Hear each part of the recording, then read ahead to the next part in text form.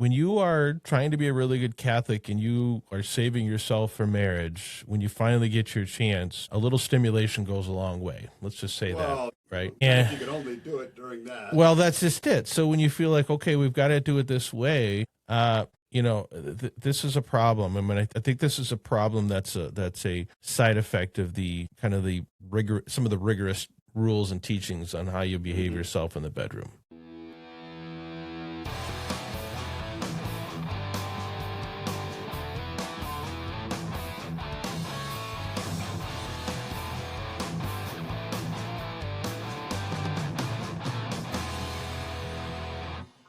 Hey guys, before we get into the video, I just wanted to offer a quick apology. Jonah's mic was not on during this video, and we didn't realize it until the end, and we didn't really want to re-record this episode. So I apologize if sometimes Jonah's hard to hear, and just bear with us. For the most part, it's not a big problem, but there are times when you won't be able to understand him very well, and we apologize. So hope you guys enjoy the episode. Welcome back, everyone. Craig and Jonah here today. How are you today, Jonah? Doing pretty good. Yeah? First day of Lent. Yeah, it is the first day of Lent. You know what? Damn it, I got to figure out what I'm going to do now. I forgot about that. Yeah. So I woke up and I had milk in my coffee, so I don't know. Oh. It's going to upset some people. I saw, I was reading some Thomas Aquinas posts this morning, on Twitter. Oh, and, Lent has started already. And they were just some of the things that Thomas Aquinas recommended you during Lent. And, gosh. No dairy products is one of them. Huh. So I slept up there already, but I didn't eat anything, so okay. I'm in good shape. Did I eat anything? I don't think I did either. I was going to have a banana, but that's good. Thanks for One reminding. time I remember my dad, so we got up, it was when I was in high school, and my dad, they used to have food before we met in Milk House in the morning. Yeah. And it was Good Friday, and he woke up and he had a ham sandwich. Oh. And he felt bad about that, and then went down to the barn and a cow had died. So I'm not saying the two are connected, but... oh, gosh. I mean, if Onan could get knocked off for what he did, I think the cow is a small. That's right. I agree. Yeah. So there's been a lot of hubbub on Twitter this morning about Shia LaBeouf. Did you read that? No, I don't even know who that is. Oh, he's the guy that's in Transformers. He became Catholic just a few years ago. Okay. And yeah, because he went to Mardi Gras. Oh. And he's drinking there. For shame. Yeah, and it's like, man, you guys have a stick up your ASS, It's like, for goodness sakes, the guy can't even go and drink at Mardi Gras. Because they're like, well, he's not even, really Christian anymore. And it's like, I said, the Lord, in his first miracle, turned water into wine for a bunch of drunk people. I'm pretty sure the guy knows how to party a little bit. I think people have rose-colored glasses about how things used to be in the past, too. Oh, yeah, especially with their conceptions about marriage and the way sex was. Yeah. Yeah. We're all tamed. So, ironically, we know somebody who's at Mardi Gras, and I never even... She says she's going there because she likes the parades. Uh-huh. Which is what I would say, too. I'm sure her husband says the same thing. Yeah. We'll see how many... He went and bought a bunch of beads at the dollar store. I'll see how many beads they come home with, right? Cheapers. Yeah, it's funny. I never even thought twice about them going to that. I thought, well, it's kind of funny, we joke about the beads or whatever, but really, I don't really care what people do. I mean, they're older than us, I think. They are older than us. So they should know better. A few years at least. Yeah. Well, good. Good for them. Yeah, and I hope she drank with Shia LaBeouf. Yeah, me too. I drink with that guy too. If you want to party, I'll drink with you. Right. Yeah. And I don't even drink anymore. Like, I used to be kind of a wild partier in college, but then I drink very little too. Just mostly I can't afford the calories. I actually just don't like the way I feel when I wake up the next day. No, I like the way I feel. And I like the way it tastes. I like everything about it, but I'm too old. Like, when I drank in college, I was the wildest guy at the party. Like, I used to have no problem running around nude or whatever. Not for, like, it's interesting because it wasn't, like, for sexual reasons. Like, I wasn't, like, that wasn't it. I just was, like, totally uninhibited.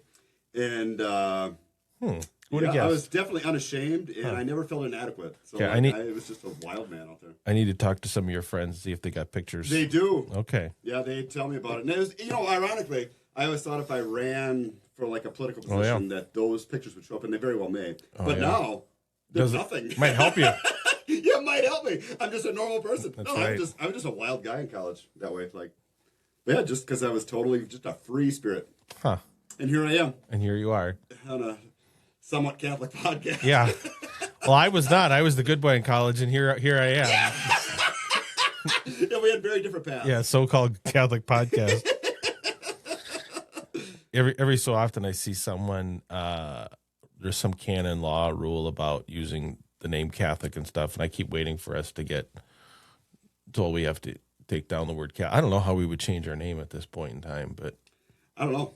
We're kind of locked in. yeah, we're kind of like. And just to clarify, like it was typically as a part of a streaking thing, or like somebody would dare me to do something. Sure, Jonah. Yeah, well, I mean, I'm just saying. Okay.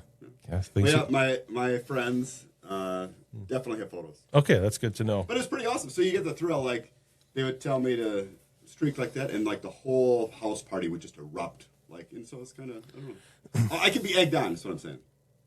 I can believe that.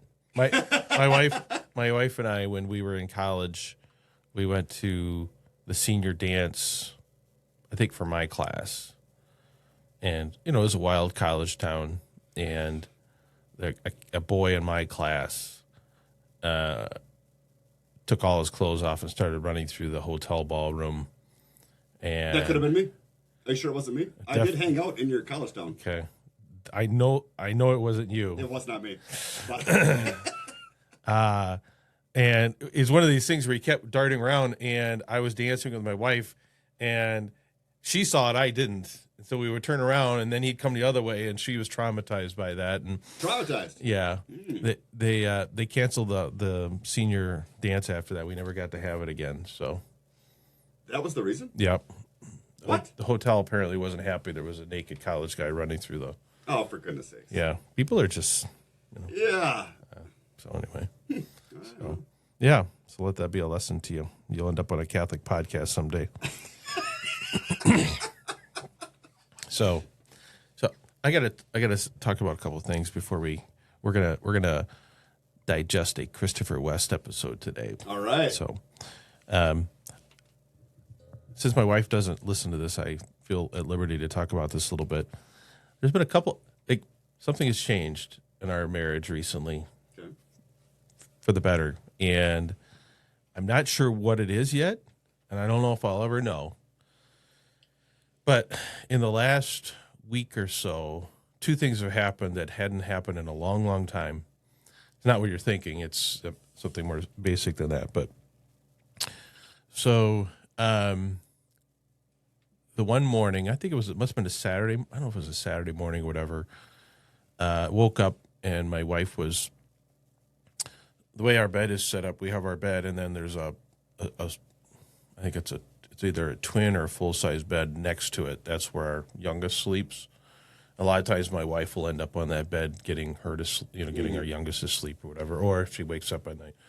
So my wife was over there and I was on the bed and I woke up and I suggested to my wife, no, it was last Friday. I said, why don't you come over here and we'll cuddle? And she's like, oh, it's going to be cold. And so I was like, of course, I don't think I handled it well, but I was like, fine. So I got up and I got out of bed and I went downstairs and I can talked cuddle about myself. it. Yeah, that's right. Who needs you? And yeah, so I was. Give me some time alone for a few minutes. Yeah, just knock before you open the door. No, I just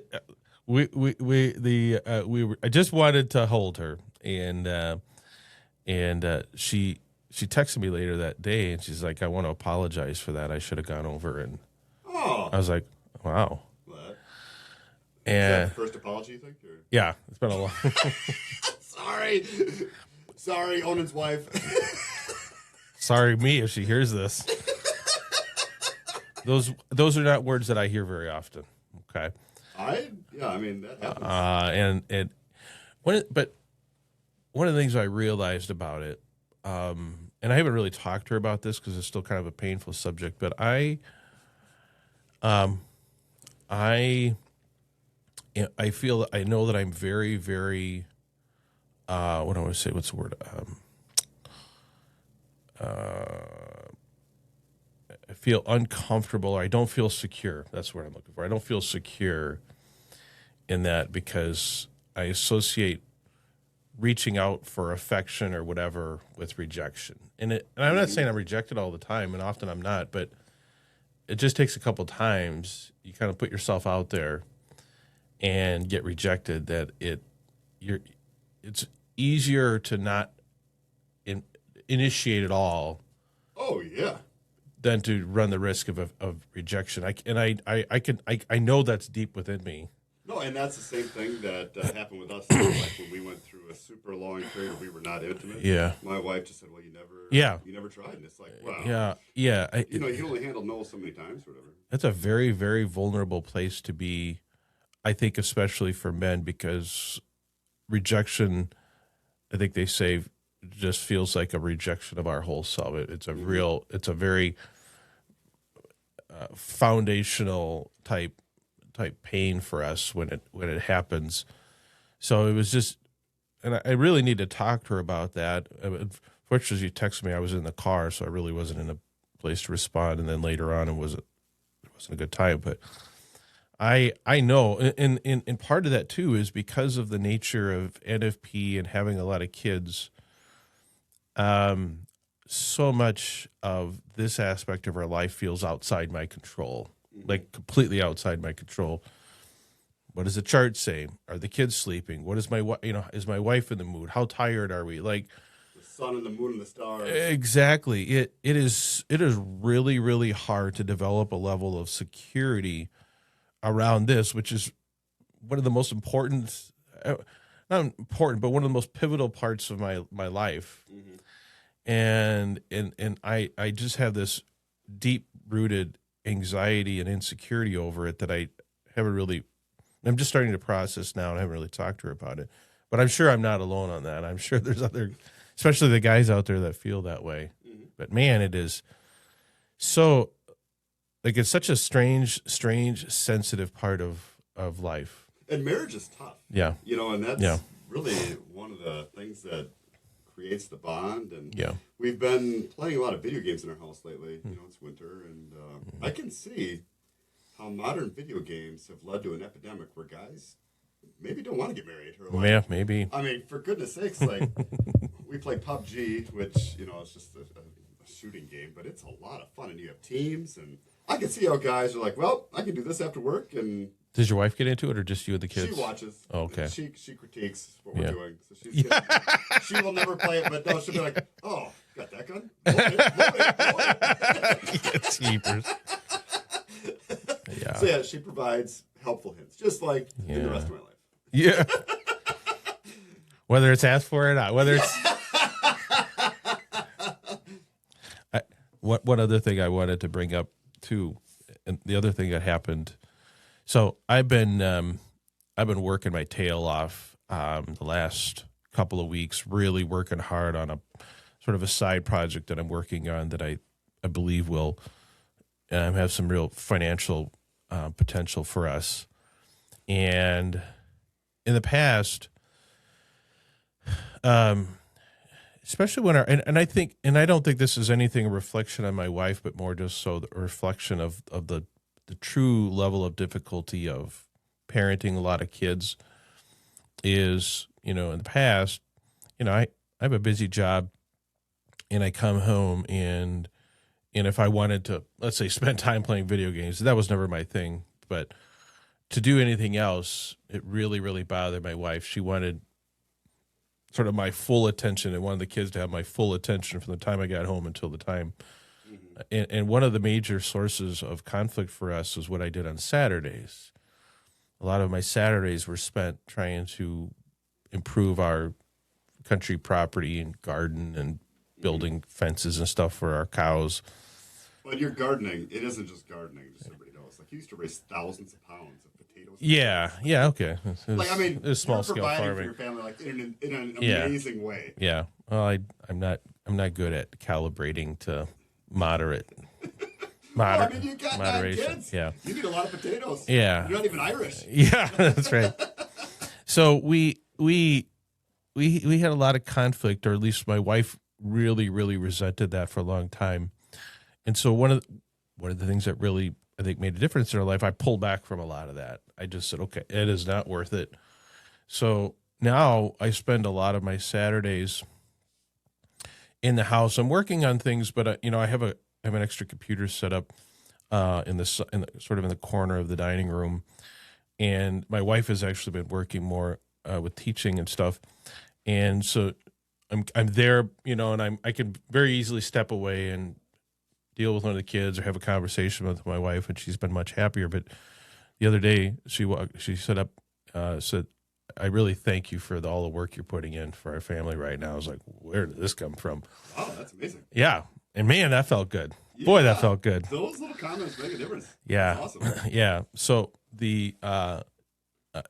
just like the little comments to the opposite could really, really cause a lot of pain. Mm-hmm. And that's where I think marriage is just, it's a very very sensitive machine. When it's running well, is amazing. Mm-hmm. But when it's not, man, it's a real slog, right? Yep. With or without all the rules and stuff like that. But you add the rules on, and it just feels like a complete nightmare sometimes. Those little comments are important. Yeah. And I think especially language regarding the work that you're doing is important for a man to hear. Because that's really all you do. Is there any, like, women out there, is there anything that men can say to you that's similar, I guess? I don't know. I don't know what that would be. I think appreciation maybe for what they're doing, but I'm not sure if it's the same thing. It comes back to the love languages, I think. So for me, physical touch and I think words of affirmation are my love languages. So that really feeds that. For my wife, it is quality time. So for my wife, at least, it's just listening to her. And she talks and talks and talks about stuff that aren't particularly important to me, but she definitely feels loved and connected when I step aside from what I am doing and give my full attention to her. Yep. And And I will say, too, that the only reason I can play video games is because it's like my oldest son likes to play video games. Okay. So it's kind of like a bonding thing. Got it. And she is fine. And we don't play that much. Yeah. An hour a day. Yep. When the other kids are going yep. to bed. That's great. And I think my wife has developed an appreciation for that, too. Like, doing things with some of the kids, whether it's taking them fishing or working on the cars and stuff with them. So, it's a work in progress. You just you just try to grow and learn and get better. But I think the biggest piece of advice I give to people is to give your spouse the benefit of the doubt and assume until proven otherwise that whatever they're doing is out of a sincere love for you or your family, or at least not out of a purposeful desire to hurt you. Yeah. And that's easier said than done. And I'm not saying I'm perfect at that, but man, that can make a huge difference. So definitely. So, all right. Want to talk Christopher West? You bet. So he's got a cure for premature ejaculation. So. Oh, really? He does? Yeah, kind of. Well, we'll see. So, all right. I hope you guys. How does he get wound up in this business? It was a question of a listener. Well, yeah, but I didn't know that was within his realm, really. I mean, I wouldn't go to him for questions on how to fix that. Oh, well. You're not a true believer. Yeah. I thought maybe that was just the way God intended it. You gotta. No, he allows people to try to fix it, but you got to be real careful about how you do it. So. Yeah, you better. Yeah, that's true. You can't really fine tune that by yourself. Well, that's so they say. So here we go. Let's see. Here we go. Our next question is from an anonymous listener. Thank you for the massive impact your ministry has had on my life. Oh, bless you. The Elegy of the Body has truly changed me. My question is about a... Sorry to be a reverend, but man, that's, that fake stuff is... I know. Just like, good grief. Let me get back to my spot here. Struggle in my marriage. I deal with premature ejaculation. And despite being married for several years and making sincere efforts, I haven't found a real solution. I desire to be a true gift to my wife, but this ongoing issue often makes it very difficult for her to reach climax during the marital embrace. This has been a source of shame and discouragement for me as a man. even though my wife is loving, supportive, and accepts me as I am. Okay, what do you got? What's your solution? Well, hold back. We'll get to it. Okay, all right. You know? 'Cause Yeah. I got some thoughts too. Okay. Go ahead. Well, first of all, and I'm going to hide my face on the camera just a little bit in case the internet finds this. So I dealt with this issue. Okay. And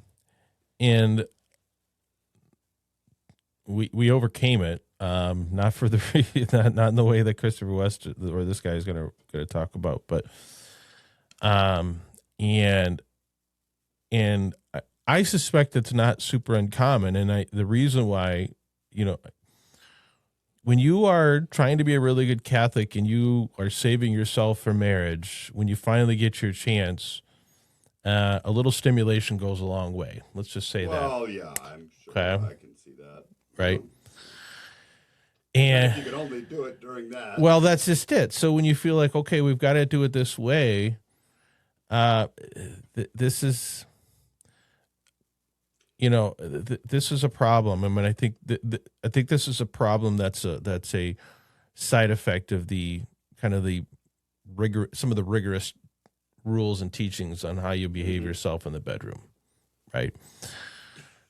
And so for us, it was a difficulty, and I want to be charitable here. Let's say my wife was not super supportive and accepted me as I am, and I'm not blaming her, but it got to the point where it was like, well, that's what's in this for me, and so it created some very difficult, and then it becomes sort of a self-fulfilling prophecy, because then it just became, you know, it's a mental game. And it could have really derailed things for us. Fortunately, we found a solution, and now we sort of have the opposite problem, which is good, I guess. Roles have reversed a little bit, but you know, I just think this is something that is a particularly vulnerable issue for Catholics who may feel very, very constrained in how they do things and what is and isn't off limits, as this guy's question and Christopher West's response will sort of allude to. But I just want to talk about, like, these are the kinds of things that happen when you feel like you have a very small window of acceptable behavior. Did you see the movie There's Something About Mary? I don't think so. Well, it was in the mid 90s, and the guy is going on a date with Cameron Diaz. Oh. And his friend said, well, you know, to deal with that issue, you just got to take care of it before you go. Oh. And it inspired the line, is that hair gel? So you just have to see the clip. Okay, got it. All right, thanks for that. I mean, I'm just going to say that's how, the rest of society might deal with that. Yeah, that probably doesn't fly for Catholics. No, I don't think Christopher West would be okay with. No, and he pretty trick there. yeah. Okay, all right. Well, let's let him continue here.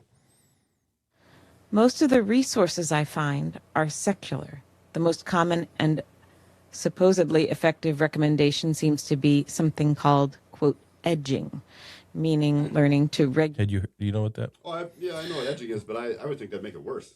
Yeah, this is not the solution that I would offer, but Arousal through intentional self-stimulation without climax in order to retrain the body. This puts me in a moral bind. I know masturbation is wrong, but I feel stuck when the proposed solution conflicts with church teaching. I've wondered whether anything like this could be done together with my wife without climax, but I suspect this also crosses moral lines. Are there any resources or approaches you would recommend when common advice doesn't align with our beliefs? Bless you, good brother. Bless you, good brother. Thank you for... Well, I mean, you would think that even within the rules of Catholic marriage, his wife could, they could have some kind of stimulation together. And if it happens by accident, it happens, right? Well, maybe. He'll talk about that in a little bit. Oh, he will? Yeah. Not to let the cat out of the bag, but Christopher West says, yeah, I think that's okay. But there's some definite caveats there. Okay. Well, and I think really they should focus on stimulating her more. Yeah, exactly. I mean, that's that should really be. exactly. Work on her for a good 15 minutes. I agree. He never mentions that, which is one He of the does reasons I not. want to talk about that. He doesn't offer that as a solution. Christopher West. Yeah, and he doesn't. What the heck, buddy? And I'll share our solution for those that care. But but I was struck by this fact that, you know, when the solutions don't comport with church teaching, and now in some respect, you know, in some situations, I get that the secular approach, you know, clearly isn't the Catholic approach. You know, whether it's, you know, the secular world can, I think, recommend some things that are pretty obviously not okay, you know, in the sexual realm. But there are some things that, like, it's hard to understand why the church is opposed to them. And I also think that why does church teaching conflict with, let's say, scientific models, if you will? Like, the example that came up, and this is not a perfect example, but it's a close example, is when we did an episode on masturbation back in, it's been a year ago now. I don't know when it was, episode 150, 200, 250, something like that. We were going through the documents of the church leading up to, I think, 2352, and they talked about how the church's teaching can never change regardless of what advancements in science and whatever say about the subject. So even, which I think is a good example, because I think most scientific literature says there's nothing either. Not only is there nothing harmful about it, there's generally things that are beneficial to solo, right? Yeah. But the church is like, nope, we don't care what anyone else says. This is the rule, which, okay, fine. But it does create a conflict, I think, at times between, I think, pretty valid, pretty sort of indisputable scientific evidence and what the church teaches. And this sort of falls in that category a little bit, I think. Mm-hmm. But so anyway, anything else you wanted to say about that? No. Okay. Trusting your heart, your suffering, all exhibited in this very honest, very real question. Bless you, bless you, bless you. I just want to affirm you, brother. I thank you for reaching out. And I do think I can shine a light that you will find helpful. All right. Bless you also for your fidelity to the church's teaching. You want to be a true man. You want to be a true husband. You want to be a true gift to your wife. And I just want to commend you. You're a beautiful man. Yes, you are right to say that self-stimulation to retrain your body, it sounds to me like I had never heard this concept of what you called edging. I was like, Heard of that? Ellen talked about it a while ago. Like, when he says these things, I'm like, do you live under a bushel basket somewhere? Especially because that's what he does. Yeah, exactly. Like, when he said I've never heard of that, I'm like, wow. I mean, I think The thing is, too, is that I think if his wife is with him, can't he do that? Christopher West ultimately says yes. Okay. Long as the seed doesn't fall outside the garden. Yep. As long as she just have to be in the room. So they can be watching Jeopardy or whatever, and No. I'm just kidding. Well, I know, but you get in the rules, right? Because, like, I think she just has to be in the room. Or there with him. Well, he doesn't say who's doing the stimulating. Yeah. I kind of think he thinks she does. Because I thought that it was okay for the women to do that if, around, Yeah. you We have a different set of rules for the women. I We know, don't that's not fair, say but- they don't like to say that, but they do. But okay, here we go. Heard that before, but I'm understanding it that the secular approach is retrain your body by learning how to stimulate your body without achieving climax, so that you can maintain intercourse without ejaculation in a premature way, so as to help your wife achieve climax as well. if some of you are thinking, why are we talking about all this stuff on a Catholic podcast? Well, guess what? John Paul II talks about this very issue in his book, Love and Responsibility, where he says the husband, because the husband has a quicker curve of arousal, and he even says a more violent one. Violence not here in some ugly sense of the word, but violent in terms of it comes on quick and fast, and wow, there it is. A more violent and readily aroused physiology. It's an act of virtue on the part of the man to learn how to maintain his own body, preventing it from achieving climax too quickly, so as to help bring his wife to climax with him. John Paul? Okay. I don't know. I would describe it as an act of virtue. I don't think it's a moral thing, how long you can last. I think it's a physiological thing.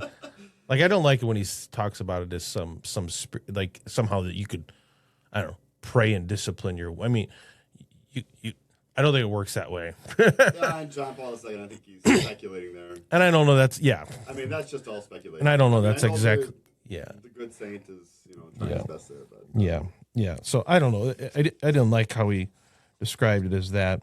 I'm going to, I don't know. so I'm going to advance ahead just for purposes of time here, but Women can have a violent arousal curve too. yeah.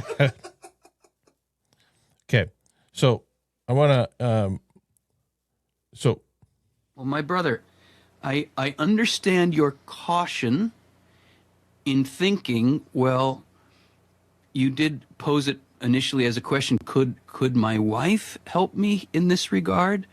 Could we learn together that I could experience sexual arousal without the goal of achieving climax? And brother, the answer to that question is yes, this is possible. And I don't mean possible only in a physical sense. It's possible in a moral sense. The intimate touching, the intimate caressing of a husband and a wife, the intimate touching of a husband and a wife, that obviously brings about sexual arousal. okay. So That's fine. I agree. yeah. So he says it's possible. I don't think there's any bad touching in marriage. Yeah. You know. But let's see. Let me see. Let's see. He says, okay, here we go. A man's seed belongs nowhere else. A man should never I missed be something. Hold on. Unless it happens. Okay. in the middle of the night. Yeah. So, okay. say abstaining from sexual climax, because the sexual act, the fully completed marital embrace, that which consummates the marriage, namely, to put it delicately, the seed planted in the garden, a man's seed belongs nowhere else. A man should never should be pursuing the expelling of his seed anywhere but in the garden, right? But there are And he goes, I mean, Well, that's the official stance there. So. yeah, I really don't like that language because it's just biologically Unless it wrong. happens in the middle of the night, when you're sleeping. Exactly. That's the only That's a place. different topic, but it comes back to You owning. better make sure you're fully asleep. Yeah, yeah. If you're mildly aware of what's going on, you better. So, I don't know. I mean, it's just we have these old standards that I'm just like, but why? Like why? Like, I mean, if things went off, give yourself 30 minutes. You can go back and you do it the right way, and no harm, no foul. But I know that's heresy. But so he says, I'm going to make one point here. There are some moral theologians out there who would say, no, well, if you have arousal, it has to end in intercourse. Whoa, whoa, whoa, whoa, whoa, whoa, whoa, whoa, whoa, whoa, whoa, whoa, whoa. Where does that come from? Who said that? What? So that's the old way. Like there's plenty of trads. Let's say Father Rippinger would be like, no. So I think it's interesting that, but so I just think it's funny how Christopher West is allowed to just, I don't know, dismiss the old theologians, but if you dare question what he says or John Paul II, well, no, that's gospel. Like that's you can't. Yep. He's got the trump card. Yeah. But he does go on to say, and I'll wrap this part of it up, but he goes on to say that, well, if you do this and you reach a point of no return, you better be ready to stick it in there, which, okay. That's romantic too. I know. I just like, so anyway, so I was a little surprised that he was as open to the idea of it as he was. Now, of course, he said, make sure that seed doesn't get spilled anywhere and whatever. And I don't know. I don't think that's a great solution necessarily to the problem. So what are the solutions? I would say foreplay for the wife. Yeah. It's a great place to start. Yeah. Yep. That's how I'd start. Yeah. I think, I just think if you're going to do this, you're going to be, if you're really scared about it and you're really not planning to go all the way, I don't know. I think you're going to be so psychologically on edge and whatever as for the man and the woman that I don't know how useful that exercise is going to be. Yeah.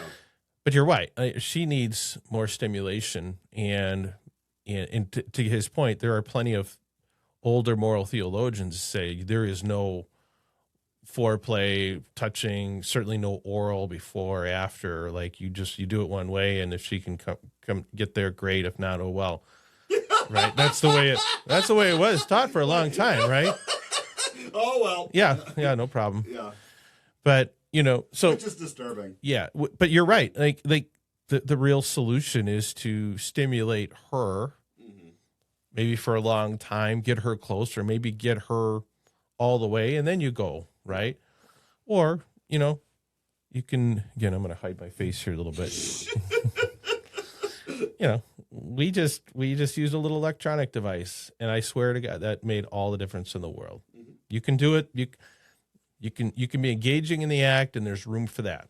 And even Christopher West is okay with that, I believe. Well, I don't know if he's ever been asked that question. He's been asked that question. Okay. All right. I know there are Catholics that feel like that would not be an appropriate thing. And I'm just like, you are absolutely insane, scrupulous. If you're engaging in the marital act and you can't do that. I'm pretty sure. Okay. I'm pretty sure he said it was okay as long as you finish. Yeah. Well, I'm here to tell you that is a much, much better solution than what this guy was talking about. Okay. So if you're struggling with that, that is a solution. And if you need information on that, send us an email and I'll tell you about it. I'll tell you where to find it. But it's just, these are very, very natural things that are going to happen as you enter into this type of intimate relationship with someone, especially for the first time.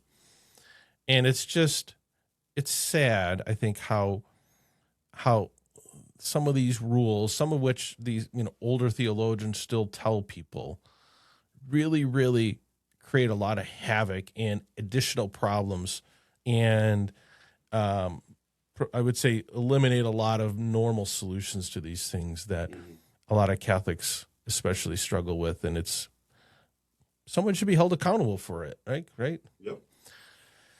So I don't know. Let us know what you think. If you got an itchy trigger finger, there's solutions out there. Yeah, right. So I don't know. He's the guy. He's the guy that people go to for their problems. And I'm sorry. I'm not saying there's anything necessarily wrong with his solution, but not to mention the real obvious solutions. Yep. I think it's a theological malpractice. That's what we do these things because I'm sorry, that's not that helpful for most people. So yeah, hopefully they find this instead and whatever. So, okay. And I would say, don't be scrupulous about it either. With your wife, when it happens, just. That's what I say. Now, don't take theological advice from us, but. Better put the banner up there. But it's just like, people, this is difficult without all the scrupulosity. And add scrupulosity onto it. And there are people that they never really recover from this. Or they could never enjoy this part of their marriage. Yeah. Which is It's very, very sad because I don't think it has to be that way, and I certainly don't think that's a good recipe for a recipe for a good marriage. So, so I feel bad for good, well-meaning Catholics who find themselves in this situation and don't really. I don't think if there's advice out there, I don't think the advice is necessarily that good. Yeah. So hopefully we can provide a little better advice for people, and hopefully it's morally acceptable. Talk to your priest if you have questions about it, but that's what I would say about it as someone who has actual experience with this. So, and there is hope. It does. It does eventually change. Age helps a little bit, and whatever. But I mean, I'll tell you, when this is the problem you're encountering, you've been waiting so long, you're so excited for you, and it turns out this happens. That's a real buzzkill, especially for the wife, but also for the man. So, yeah. So persevere. Don't listen to Christopher West too much. Persevere. Love each other and be patient with each other, and it does eventually come around. But you're not alone. So, all right. Okay. Well, thank you for Christopher West, as always, for giving us such great fodder. Thank you, everyone, for your comments. Thank you, Jonah, as always. Thank you, Craig, for going through all these videos and finding ones for us to talk about, because I'm sure that, It's a real martyrdom sometime, but I do what I can. Yeah. To find one. Maybe that is. Yeah. Okay. Appreciate that. Thanks, everyone. Thank you, Jonah. You bet. Till next time, everyone. Bye. Have a good one.